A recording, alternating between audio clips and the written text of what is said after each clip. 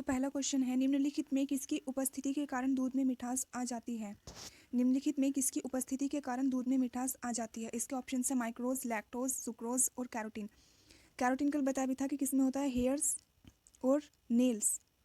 Question में ही बताया था हेयर्स और नेल्स। यहाँ इसने पूछा है किसकी उपस्थिति के कारण दूध में मिठास आ जाती है, तो इसका आंसर होगा लैक्टोज। ये जो लैक्टोज है, लैक्टोज क्या होती है, ये नेचुरल शुगर है। लैक्टोज क्या है, लैक्टोज नेचुरल शुगर है और ये डाइसैकेराइड है, ये डाइसैकेराइड होती है, ठीक, लैक्टोज। नेक्स्ट क्वेश्चन, बासमती चावल के दाने पकने पर लंबे हो जाते हैं क्योंकि उसमें बाहुल्य है लाइसिन का, एमाइलेज का, शर्करा का या फिर तेल का। देखो, जो चावल के दाने हैं उसमें दो तरह के स्टार्च मिलते हैं। चावल में दो तरह के स्टार्च पाए जाते हैं। एक स्टार्च तो होता है एमाइलेज, एक स्टार्च होता है एमाइलेज और एक है एमाइलोपैक्टिन। एक होता है एमाइलोपैक्टिन। जो एमाइलेज होता है, एमाइलेज की वजह से चावल के दाने पकने पे लंबे होते हैं और एमाइलोपैक्टिन की अगर अधिकता हो जाए, ठीक, एमाइलेज की कमी और एमाइलोपैक्टिन की अगर अधिकता हो जाए तो चावल जो है छोटे दाने वाला रह जाता है, ठीक।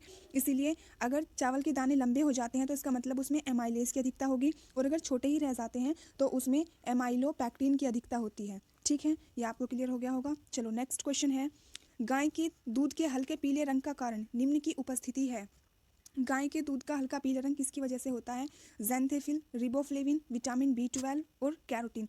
तो इसका आंसर हो जाएगा कैरोटीन। कैरोटीन की वजह से गाय के दूध का जो रंग होता है वो हल्का पीला हो जाता है। और ये जो कैरोटीन है ये क्या होता है? ये कैरोटीन आपका हाइड्रोकार्बन होता है। कैरोटीन क्या है? कैरोटीन एक हाइड्रोकार्बन है। और जो दूध है, दूध क्या होता है? ये हिट्रोजीनियस प्रोडक्ट होता है।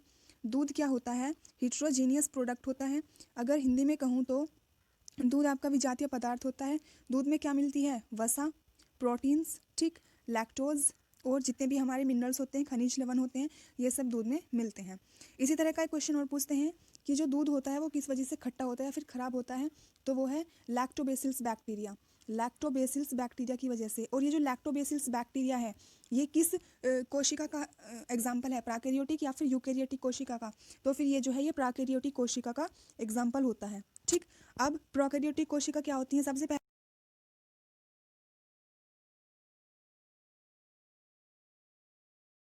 हैं, एक होती है प्राकैरियोटिक, एक होती है यूकैरियोटिक, ठीक है। अगर मैं मेन बात करूं तो प्राकैरियोटिक कोशिका में जो कोशिका भित्ति होगी, प्राकैरियोटिक कोशिका में कोशिका भित्ति जो होगी वो किसकी बनी हुई होती है? प्रोटीन और कार्बोहाइड्रेट की बनी हुई होती है। और जो यूकैरियोटिक कोशिका होती है, यूकैरियोटिक कोशिका में कोशिका भित्ति सेल्यूलोज की बनी होती है, ठीक है। इसी तरह इसमें जो कोशिका विभाजन मतलब कि सेल डिवीजन होता है वो कैसा होता है? अर्धसूत्री होता है। और जो यूकैरियोटिक कोशिका है इसमें सेल डिवीजन कैसा होता है? अर्धसूत्री या फिर समसूत्री, ठीक है। एक क्वेश्चन आता है इसी तरह, जब कोशिका की बात करते हैं तो कोशिका सिद्धांत किसने दिया था, ठीक है। सेल थ्योरी किसने दी थी? तो ये दी थी स्लाइडेन और स्वान ने। स्लाइडेन और स्वान ने, स्लाइडेन और स्वान ने दी थी आपकी सेल थ्योरी, ठीक है। और कोशिका का अध्ययन क्या कहलाता है? कोशिका का अध्ययन कहलाता है साइटोलॉजी, ठीक है। कोशिका का अध्ययन कहलाता है साइटोलॉजी। इसी तरह अगर पूछता है कि सेल वर्ड का यूज सबसे पहले किसने किया था, तो वो किया था रॉबर्ट हुक ने। वो किया था रॉबर्ट हुक ने। सेल का यूज सबसे पहले रॉबर्ट हुक ने। उसी तरह अगर पूछे सबसे छोटी कोशिका जीवाणु कौन सी होती है? सबसे छोटी कोशिका जीवाणु होती है माइकोप्लाज्मा गैलीसेप्टिकमा। सबसे छोटी होती है माइकोप्लाज्मा गैलीसेप्टिकमा, ठीक। अगर सबसे लंबी पूछे, सबसे लंबी कोशिका होती है हमारी नर्वस सिस्टम। हमारी नर्वस सिस्टम, हमारी तंत्र जो है वो सबसे लंबी कोशिका होती है। अगर सबसे बड़ी पूछे तो सबसे बड़ी होती है ऑस्ट्रिच एग। सबसे बड़ी होती है ऑस्ट्रिच एग, ठीक। तो कुछ बेसिक क्वेश्चन थे, ठीक। तो इसका आंसर हो जाएगा कैरोटीन। नेक्स्ट क्वेश्चन है, भैंस के दूध में औसत वसा की मात्रा कितनी होती है? भैंस के दूध में औसत वसा की मात्रा कितनी होती है? ऑप्शन है 7.2%, 4.5%, 9% टू 10%। तो इसका आंसर हो जाएगा 7.2%। इसी तरह अगर गाय के दूध में पूछते हैं, गाय के दूध में औसत वसा की मात्रा पूछे तो वो होती है 3.5 to 4% के बीच में होती है, ठीक। और अभी बताया था कि गाय के दूध का पीला रंग किसकी वजह से होता है? कैरोटीन की वजह से होता है। गाय के दूध का पीला रंग किसकी वजह से होता है? कैरोटीन की वजह से होता है, ठीक। किसकी वजह से होता है? कैरोटीन की वजह से होता है, ठीक। और अभी बताया था मैंने ये कैरोटीन क्या है, अभी बताया था ना कैरोटीन क्या है। कैरोटीन क्या होता है? ये आपका एक हाइड्रोकार्बन होता है। कैरोटीन क्या है? कैरोटीन एक हाइड्रोकार्बन है, ठीक है। नेक्स्ट क्वेश्चन है, कौन सी प्रोटीन दूध में पाई जाती है? कौन सी प्रोटीन दूध में पाई जाती है? ये तो पता ही होगा कौन सी पाई जाती है, केसीन। तो कौन सी प्रोटीन दूध में पाई जाती है? इसका आंसर हो जाएगा केसीन, ठीक। नेक्स्ट, पपीते में मुख्यतः कौन सा विटामिन पाया जाता है? पपीते में मुख्यतः कौन सा विटामिन पाया जाता है? Vitamin A, vitamin C, vitamin B, vitamin K. तो पपीते में मिलता है विटामिन सी। पपीते में जो है विटामिन सी के साथ साथ और कौन कौन से विटामिन मिलते हैं? Vitamin A, vitamin B1, vitamin B2 और सी सबसे ज़्यादा मिलता है पपीते के अंतर्गत। ठीक है, तो इसमें कौन सा आंसर हो जाएगा? इसका आंसर हो जाएगा विटामिन सी। नेक्स्ट क्वेश्चन है, सामान्य क्रियाशील महिला के लिए प्रोटीन की उपयुक्त दैनिक मात्रा है। सामान्य क्रियाशील महिला के लिए प्रोटीन की उपयुक्त दैनिक मात्रा है 30 ग्राम, 37 ग्राम, 40 ग्राम और 45 ग्राम। तो कितना प्रोटीन चाहिए सामान्य दैनिक महिला के लिए? उसको चाहिए,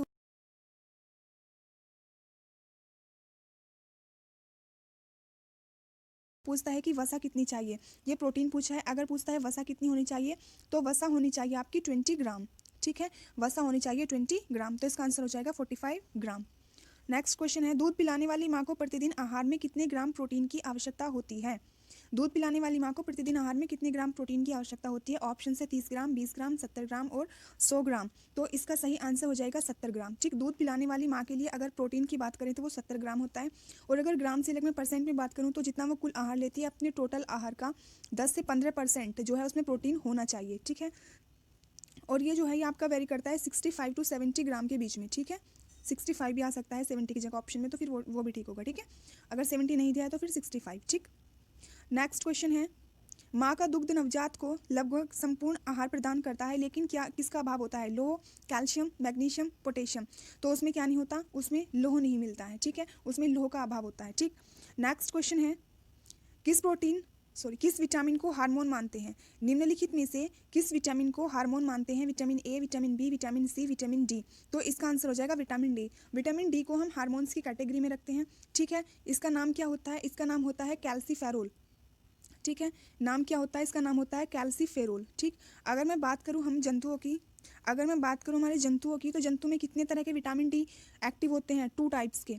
एक तो मैंने कल ही बताया था कौन सा, अर्गो कैल्सीफेरोल। एक तो होता है अर्गो कैल्सीफेरोल और एक होता है कैली कैल्सीफेरोल। ठीक है, और अर्गो कैल्सीफेरोल का मैंने क्या साइन बताया था कल? D2। ये होता है विटामिन D2। ठीक, तो इसका आंसर हो जाएगा विटामिन डी। नेक्स्ट क्वेश्चन है, निम्नलिखित में से किससे कुपोषण होता है? किससे कुपोषण होता है? ऑप्शन है अतिपोषण, अल्प पोषण और असंतुलित पोषण। देखो, माल न्यूट्रिशन की प्रॉब्लम कब होती है? जब हम बहुत ज़्यादा खा लेते हैं, बहुत कम खा लेते हैं, या फिर इम्बैलेंस्ड न्यूट्रिशन ले लेते हैं। ठीक है, तो इसके आंसर हो जाएंगे क्या? इसका आंसर हो जाएगा 1, 2 और 3, तीनों सही हैं। ठीक, नेक्स्ट क्वेश्चन है, अलसी किसका प्रचुर स्रोत है? अलसी किसका प्रचुर स्रोत है? विटामिन सी, ओमेगा 3 वसीय अम्ल, आवश्यक अमीनो एसिड्स या फिर प्रतिऑक्सीडेंट। ठीक, अलसी में किसकी प्रचुरता होती है? इसने ये पूछा है। तो अलसी में जो है, अलसी में क्या मिलता है? ओमेगा 3 वसीय अम्ल। और ये जो ओमेगा 3 वसीय अम्ल होता है, ये जो हमारी ब्लड वेसल्स होती हैं, रक्त नलिकाएं होती हैं, उसमें फैट मतलब कि वसा को जमने से रोकता है। ठीक है, नेक्स्ट क्वेश्चन है, दुग्ध में प्रोटीन और कार्बोहाइड्रेट के अतिरिक्त पोषणदायक अन्य तत्वों में सम्मिलित है। इसने सिर्फ ये पूछा है कि दूध में प्रोटीन और कार्बोहाइड्रेट के अतिरिक्त और क्या मिलता है? ऑप्शन से कैल्शियम, पोटेशियम, लोह, कैल्शियम और पोटेशियम, पोटेशियम और लोह, और कैल्शियम और लोह। तो इसका आंसर हो जाएगा आपका कैल्शियम और पोटेशियम। दूध में प्रोटीन और कार्बोहाइड्रेट के अलावा कैल्शियम और पोटेशियम भी मिलते हैं। ठीक है, और दूध में जो है कितने % वाटर होता है? 87% लगभग वाटर होता है। ठीक है, इसमें और क्या मिलते हैं? हमारी फैट हो गई। ठीक, प्रोटीन, कार्बोहाइड्रेट, कैल्शियम, पोटेशियम, ये सब मिलते हैं। और दूध को हम क्या कहते हैं? कंप्लीट डाइट बोलते हैं, मतलब कि पूर्ण आहार बोलते हैं। चलो, नेक्स्ट क्वेश्चन है, ट्राइग्लिसराइड्स क्या है? ट्राइग्लिसराइड क्या है? ऑप्शन है प्रोटीन, कार्बोहाइड्रेट, वसा, खनिज,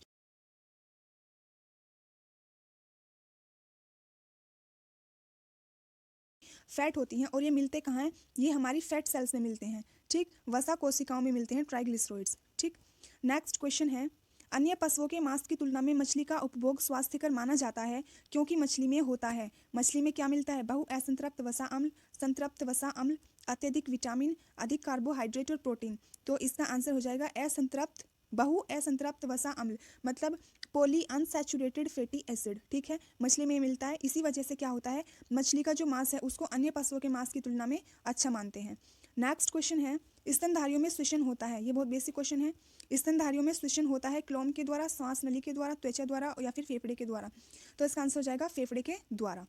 नेक्स्ट क्वेश्चन, जब रक्त में ऑक्सीजन की सांद्रता में कमी आ जाती है तो श्वास की गति अब कम हो जाती है, ये मत लगा देना, क्योंकि जब हमें श्वास चढ़ता है, ठीक है, जब हमें सांस चढ़ जाता है, जैसे थकान हो जाती है, जब हमें सांस मतलब जब हमारी बॉडी में ऑक्सीजन नहीं मिलती, ठीक है, तो हमें क्या होती है, सांस लेने में दिक्कत होती है। जब सांस लेने में दिक्कत होती है तो क्या होता है, हमारा सांस फूलने लगता है, ठीक है। सांस फूलता है तो क्या करते हैं, हम जल्दी जल्दी सांस लेते हैं। तो इसलिए जब हमारी ऑक्सीजन की सांद्रता में कमी आती है तो श्वास की गति क्या होती है, बढ़ जाती है, ठीक। इसका एक क्वेश्चन इस तरह से पूछते हैं कि जैसे जैसे हम समुद्र तल से ऊपर की तरफ जाते हैं, ठीक, तो हमारे सांस में जो है सांस की गति कैसी हो जाती है, ऑप्शन से सेम रहेंगे, कम हो जाएगी, ठीक, बढ़ जाएगी, परिवर्तित नहीं होती, या फिर पहले घटती है फिर बढ़ती है। तो वहाँ पे भी क्या होती है, बढ़ जाती है, क्योंकि जैसे जैसे हम ऊपर जाएंगे तो वहाँ पे क्या होगा, वायु की डेंसिटी कम हो जाएगी, ठीक है। हवा नहीं होगी वहाँ पे, ऑक्सीजन नहीं मिलेगी सही से, ठीक है। जब ऑक्सीजन नहीं मिलेगी तो हाइपोक्सिया की वजह से क्या हो जाएगा, हमारी सांस जो है बढ़ जाएगी, श्वास की दर क्या होती है, बढ़ जाती है, सांस फूलने लगती है। नेक्स्ट क्वेश्चन है, निम्नलिखित में से कौन सा जैव रूपांतरण मानव शरीर को अधिकतम ऊर्जा प्रदान करता है। ऑप्शंस है ATP to AMP, ATP to ADP, ADP to ATP और AMP टू ADP। इसका आंसर है ATP टू ADP। ATP होता है एडिनोसिन ट्राइफॉस्फेट और ADP होता है एडिनोसिन डाइफॉस्फेट। जब ATP के साथ में H2O मिलता है, मतलब जल मिलता है, तो क्या बनेगा, ADP प्लस फॉस्फेट, ठीक, प्लस फॉस्फेट और कुछ एनर्जी बचती है, ठीक है। तो इसका आंसर हो जाएगा B। नेक्स्ट क्वेश्चन है, एक स्वस्थ व्यक्ति का हृदय 1 मिनट में औसत कितनी बार धड़कता है। बेसिक सा क्वेश्चन है, 86, 98, 72 या फिर 64। एक स्वस्थ व्यक्ति का हृदय 1 मिनट में औसत कितनी बार धड़कता है, तो इसका आंसर हो जाएगा 72 टाइम्स धड़कता है। नेक्स्ट, हृदय में कितने कक्ष होते हैं, हृदय में कितने चैम्बर्स होते हैं, हृदय में 4 चैम्बर होते हैं, ठीक। हृदय में कितने चैम्बर होते हैं, 4 चैम्बर होते हैं। और एक स्वस्थ मनुष्य का हृदय 72 से 75 बार जो है धड़कता है, ठीक। जो चैम्बर्स की बात करें, ये जो चैम्बर्स हैं, ठीक, लेफ्ट राइट, तो ये जो अपर होंगे, ठीक, अपर को क्या बोलते हैं हम, ऊपरी वालों को, ऊपरी को बोलते हैं हम एट्रियम, ठीक है, या फिर कभी कभी ऑरिकल, ठीक, एट्रियम या फिर ऑरिकल, और हिंदी में बोलते हैं अलिंद। और जो निचले वाले हैं लेफ्ट राइट, ये जो लोअर लेफ्ट राइट है, ये होते हैं वेंट्रिकल्स या फिर निलय, वेंट्रिकल या फिर निलय।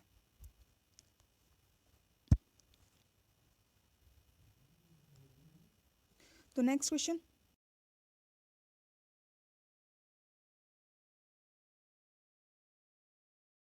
सबको पता होगा, तो इसका आंसर क्या हो जाएगा, हृदय के बराबर। नेक्स्ट क्वेश्चन है, एक स्वस्थ वयस्क मनुष्य में रक्त का कुल परिमाप होता है। स्वस्थ मनुष्य में कितना रक्त होता है, ये पूछा है, ये होता है 5 to 6 लीटर, ठीक है। बॉडी का, जितनी भी हमारी बॉडी है उसका 7 to 8%, मतलब मान के चलो अगर किसी में 70 kg वेट है, ठीक है, 70 kg वेट है, तो उसका जो ये ब्लड होगा कितना होगा इसका, 7 to 8%, तो कितना होगा, 7% निकालते हैं, इसका कितना आ गया, 4.9, लगभग 5, ठीक है, अप्रोक्स 5 लीटर, ठीक है। तो ये इसका आंसर होगा। तो कितना बताया है, स्वस्थ वयस्क मनुष्य में रक्त का परिमाप कितना होता है, 5 to 6 लीटर, ठीक। नेक्स्ट क्वेश्चन है, रक्त होता है, सभी को पता होगा रक्त क्या होता है, हम पढ़ते आए हैं, रक्त क्या होता है, रक्त एक तरल संयोजी ऊतक होता है, और ये क्या होता है, गाढ़ा चिपचिपा द्रव्य होता है, ठीक है। तो इसका आंसर हो जाएगा एक संयोजी ऊतक। नेक्स्ट क्वेश्चन है, हीमोग्लोबिन क्या है, हीमोग्लोबिन पता होगा, हीमोग्लोबिन क्या होता है, हीमोग्लोबिन तो हमारे ब्लड में मिलता है, पौधों की पत्ती में पाए जाने वाला पदार्थ नहीं, बोन मैरो में पाए जाने वाले पदार्थ नहीं, मानव रक्त में पाए जाने वाले पदार्थ, हाँ, पिट्यूटरी ग्रंथि से निकलने वाला स्राव नहीं। तो इसका आंसर हो जाएगा ह्यूमन रक्त, हीमोग्लोबिन क्या होती है, मानव रक्त में पाए जाने वाला पदार्थ, क्योंकि इसमें जो ग्लोबिन होता है, ये ग्लोबिन क्या है, ग्लोबिन जो है प्रोटीन है,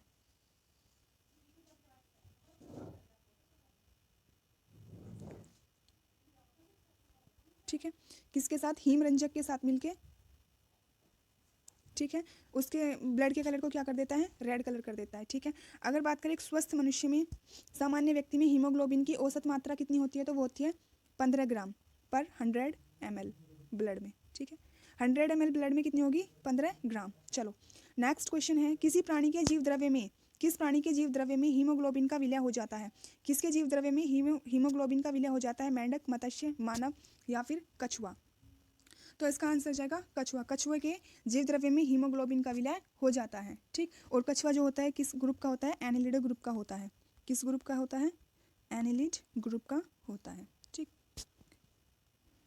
नेक्स्ट, स्वस्थ मनुष्य का रक्तचाप सिस्टोलिक और डायस्टोलिक कितना होता है, स्वस्थ मनुष्य का रक्तचाप कितना होता है, 120, 80, 201, 110, 90, 60, 85 या फिर 55। तो इसका आंसर है 120, 80, लिखा हुआ भी देखा होगा, 120, 80 Hg। और ये जो Hg है ये क्या है यहाँ पे, मरकरी, ये Hg क्या होता है, ये होता है मरकरी, ठीक है।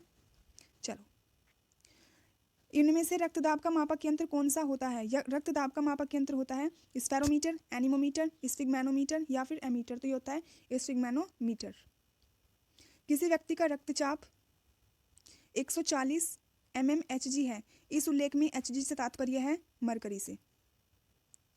जब एक व्यक्ति वृद्ध होते जाता है तो सामान्यतः उसका रक्त का दाब, जब एक व्यक्ति वृद्ध हो जाता है तो उसके रक्त का जो दाब है वो घट जाता है, बढ़ जाता है, उतना ही रहता है या फिर बदलता रहता है। तो उसके जो रक्त का दाब है वो क्या होता है, बढ़ जाता है। ठीक है,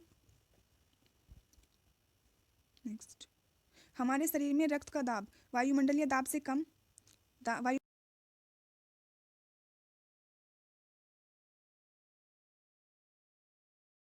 अधिक होता है। अब अगर हमारा जो रक्त दाब है वो मेज़र किया, वो कितना आया, वो आ गया मान के चलो 120 mmHg। तो इसका मतलब हुआ जो हमारे शरीर का रक्तदाब है वो वायुमंडलीय दाब से 120 mm अधिक है। निम्न रक्त वर्ग सार्वदाता यूनिवर्सल डोनर कौन सा ब्लड ग्रुप होता है? ओ होता है यूनिवर्सल डोनर और ए भी होता है यूनिवर्सल एक्सेप्टर। ओ होता है यूनिवर्सल डोनर और ए भी होता है यूनिवर्सल एक्सेप्टर। रक्त समूह की खोज किसने की? रक्त समूह की खोज की कार्ल लैंडस्टीनर ने। रक्त समूह की खोज किसने की? रक्त समूह की खोज की आपकी कार्ल लैंडस्टीनर ने। कब की थी? 1900 में। ठीक है, इन्होंने 4 ब्लड ग्रुप बताए थे, कौन कौन से? ए बी बी और ओ, 4 ब्लड ग्रुप बताए थे। बाद में क्या ढूंढा गया था? एक रीसस बंदर पे ढूंढा था किसको? RH factor. RH फैक्टर ढूंढा गया था किस पे? रीसस बंदर के ऊपर। ठीक है, जहाँ पे भी जैसे ब्लड ग्रुप ए है, ठीक है, तो उसमें कौन सा एंटीजन मिलेगा? ए एंटीजन मिलता है। ठीक है, और एंटीबॉडी कौन सी होगी? बी। जो ब्लड ग्रुप होगा उसमें वही एंटीजन मिलता है और एंटीबॉडी दूसरी होगी। ठीक है, ए ब्लड ग्रुप है तो उसमें एंटीजन क्या होगा? ए होगा। ए ब्लड ग्रुप में ए एंटीजन होगा। ठीक है, और एंटीबॉडी कितनी होगी? ये एंटीजन है और ये एंटीबॉडी है, और एंटीबॉडी क्या होगी? बी। बी में एंटीजन क्या होगा? एंटीजन होगा बी और एंटीबॉडी क्या होगी? ए। इसी तरह अगर ओ की बात करें तो ओ में कोई भी एंटीजन नहीं मिलता है। ठीक है, और एंटीबॉडी क्या होती है? ठीक है, अब ये आप बताना मुझे। ठीक है, ओ और ए बी में इसमें एंटीजन नहीं होता है और ए बी में कोई भी एंटीबॉडी नहीं होती। ठीक है, चलो नेक्स्ट क्वेश्चन, इसका आंसर बता दिया मैंने, क्या होता है? Karl Landsteiner. ठीक है, जाके सर्च करना जो भी मैंने बोला है। ठीक, एक व्यक्ति दुर्घटना में घायल हो गया है, उसके रक्त समूह की जांच के लिए समय नहीं है, तो उसे कौन सा ब्लड दे सकते हैं? किसी का एक्सीडेंट हो गया है, ठीक है, उसके ब्लड की जांच करने के लिए टाइम नहीं है, तो उसको हम कौन सा ब्लड दे सकते हैं? ओ और RH नेगेटिव, क्योंकि इसमें RH नेगेटिव है।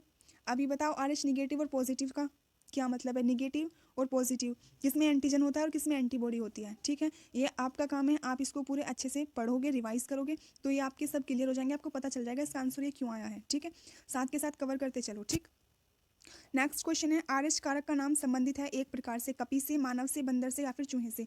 अभी बता के आई हूँ RH फैक्टर किस पे लिया था? रीसस नाम के बंदर पे लिया था, तो इसका आंसर हो जाएगा बंदर। नेक्स्ट क्वेश्चन है, एक सामान्य व्यक्ति के रक्त का pH स्तर क्या होता है? एक सामान्य व्यक्ति के रक्त का pH स्तर क्या होता है? ऑप्शन है 4.5 to 4.6, 6.45 to 6.55, 7.35 to 7.45 and 8.25 to 8.35। तो रक्त का पीएच कितना होता है? ह्यूमन के रक्त का पीएच स्तर कितना होता है? ये हो जाएगा आपका 7.35 टू 7.45। ठीक, अगर बीच में मिडिल वैल्यू ले सकते हैं तो इसकी लगभग 7.4 होता है। ठीक है, नेक्स्ट क्वेश्चन है, मनुष्य के शरीर के रक्त का पीएच कितना होता है? वही बताया अभी, 7.4। ठीक, चलो नेक्स्ट क्वेश्चन है, रुधिर के प्लाज्मा में किसके द्वारा एंटीबॉडी निर्मित होती है? रुधिर के प्लाज्मा में किसके द्वारा एंटीबॉडी निर्मित होती है? ऑप्शन है मोनोसाइट, लिम्फोसाइट, इओसिनोफिल, न्यूट्रोफिल।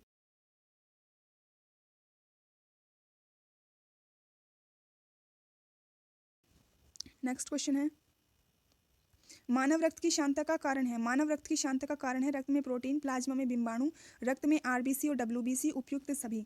अब अगर जो इस पे तुक्के लगाएगा वो क्या आंसर लगाएगा इसका? उपयुक्त सभी। ठीक, ये लगाओगे ना ज़्यादातर बच्चे, बट इसका आंसर ये नहीं है। ठीक है, मानव रक्त की शांता का कारण होता है रक्त में प्रोटीन। शांता होती है मतलब कि विस्कोसिटी। ठीक है, जो हमारा ब्लड होता है, ठीक है, उसमें जो शांता होती है मुख्यतः मतलब कि हमारा जो प्लाज्मा है, प्लाज्मा में क्या मिलेगा आपको? प्रोटीन। ठीक है, हिमाटोक्रिट, ठीक है, इस पर डिपेंड करेगा। ठीक, तो मानव की जो शांता होती है किस पर डिपेंड करेगी? प्रोटीन पे। उसकी जो शांता है किस पर डिपेंड करेगी? मैंने अभी बताया है, प्लाज्मा, और प्लाज्मा में क्या होगा? प्रोटीन। ठीक है, और हिमाटोक्रिट, ठीक है, इन पर डिपेंड करती है। हिमाटोक्रिट क्या होता है आपका? जो हमारी रेड ब्लड सेल्स होती हैं, RBCs होता है, ठीक है, इनका वॉल्यूम। ठीक है, इनका वॉल्यूम। ठीक है, तो इसका आंसर हो जाएगा रक्त में प्रोटीन। नेक्स्ट क्वेश्चन है मानव के श्वेत रक्त कणों WBC का व्यास कितना होता है। WBC का व्यास पूछा है इसने, कितना होता है 0.007 mm, 0.7 mm, 0.07 mm, 0.0007 mm। तो इसका आंसर हो जाएगा 0.007 mm।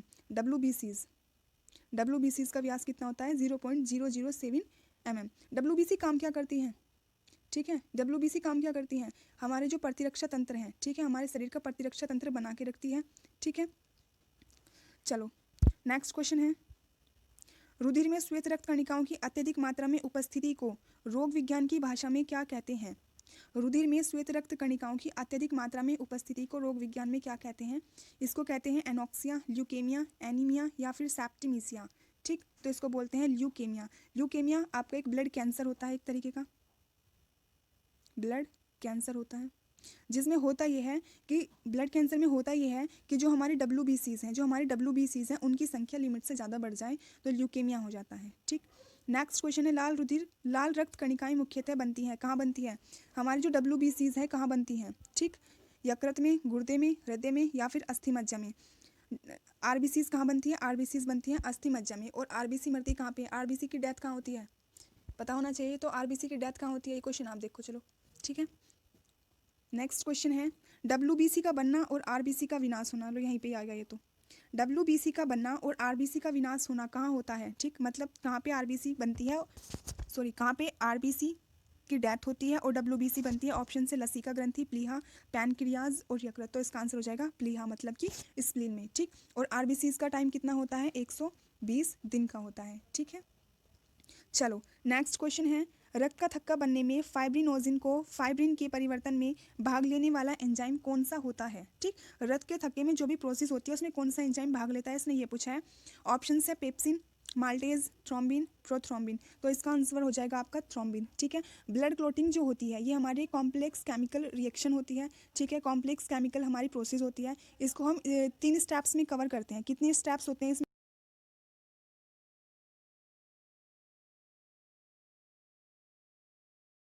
सबसे लास्ट वाले एंजाइम में प्रोसेस में जो है पार्टिसिपेट करता है। नेक्स्ट क्वेश्चन है कि शारीरिक प्रक्रम से थ्रोम्बिन का संबंध है। अभी क्वेश्चन किया था थ्रोम्बिन, ठीक है।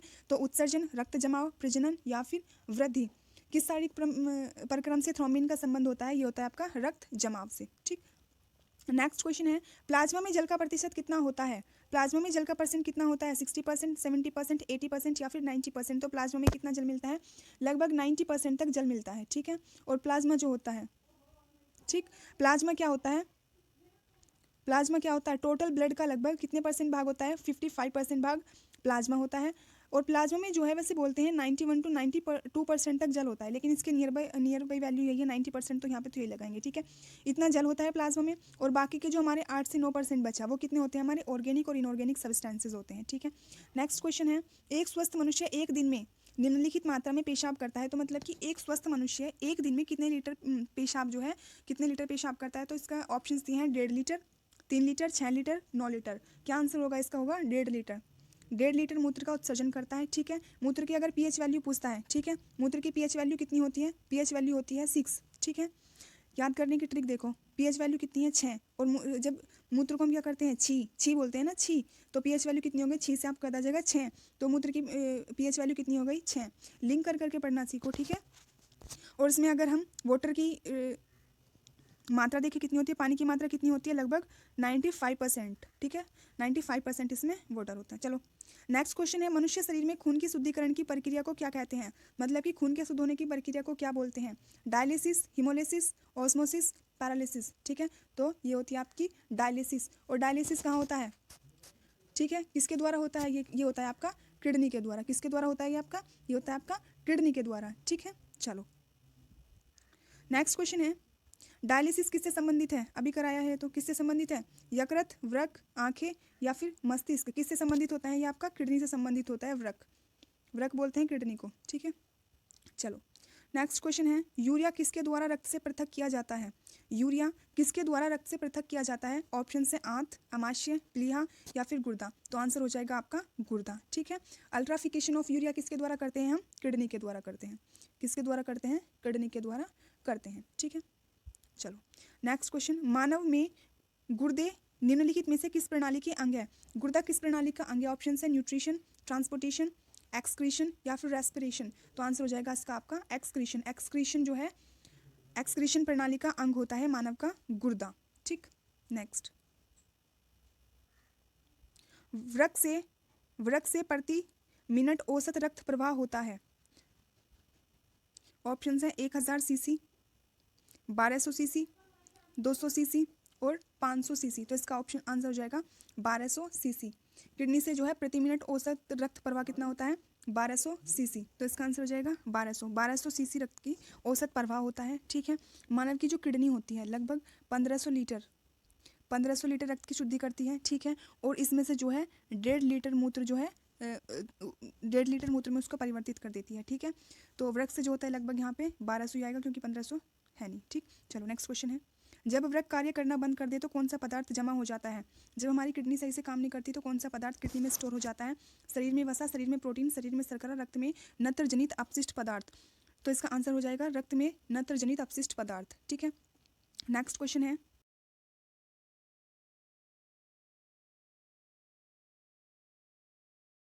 ये तो करना है, रक्त में शर्करा की मात्रा का नियंत्रण करना, नहीं। यूरिया को छान के बाहर करना, ठीक है। कई हार्मोनों का स्त्रावण करना, ठीक है। ठीक है, तो कौन सा इसका काम नहीं होता है? जो हमारा गुर्दा होता है वो रक्त में शर्करा की मात्रा का नियंत्रण नहीं करता है। ठीक है, जो हमारा अग्नाशय होता है इसका काम कौन करता है? अग्नाशय। अग्नाशय देखता है हमारे इंसुलिन को। ठीक है, जो हमारे ब्लड में रक्त की शर्करा को जो है उसकी मात्रा को नियंत्रित करता है। ठीक है, तो इसका ऑप्शन क्या हो जाएगा? बी। नेक्स्ट, मानव वृक्क अश्मरी में पाया जाने वाला प्रमुख रासायनिक यौगिक होता है। मतलब इसने पूछा है कि जो मनुष्य की किडनी में जो स्टोन्स बनते हैं वो किसके बने होते हैं? Uric acid, calcium carbonate, calcium oxalate, calcium sulphate. ये तो देखते कट हो जाएगा। ठीक है, किसकी बनी हुई होती है वो? कैल्शियम ऑक्जेलेट की बनी हुई होती है।